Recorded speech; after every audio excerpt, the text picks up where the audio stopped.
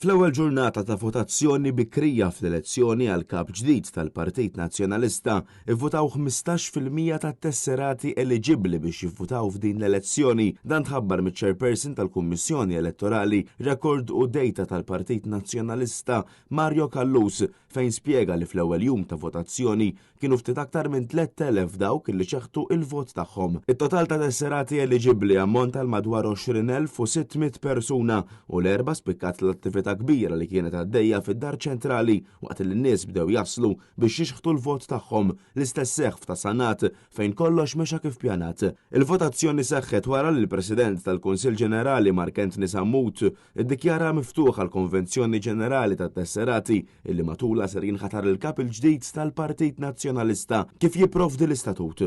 Il-votazzjoni bikrija sa tkompli nhar is-Sibt li ġej 30 ta' Awwissu bl-aħħar sessjoni tal-Konvenzjoni titlaqqa s-Sibt 6 ta' Settembru li huwa l-jum propju tal-votazzjoni. Nhar is-Sibt li ġej il-votazzjoni fid-Dar Ċentrali tal-Partit Nazzjonalista ser tkun bejn id-9 ta' filgħodu u s-7 ta' filgħaxija u f'Għawdex fis-Sub Headquarters tal-Partit Nazzjonalista f'Sannat bejn id-9 ta' filgħodu u l-5 ta' filgħaxija. Is-Sibt ta' wara l-votazzjoni ser issir fid-Dar Ċentrali tal-Partit Nazzjonalista u l-Gażini ta' Ħalsafi, Ħaltarxin u l-Imġar bejn id-9 ta' filgħodu u s-7 ta' filgħaxija u f'Għawdex fis-Sub Headquarters tal-Partit Nazzjonalista f'Sannat bejn id-9 ta' filgħodu u l-5 ta' filgħaxija. Kull min għandu dritt tal-vot irid jieħu miegħu il-karta tal-identità maċ-ċertifikat tal-vot li ntbagħat fid-djar fil-jiem li għaddew.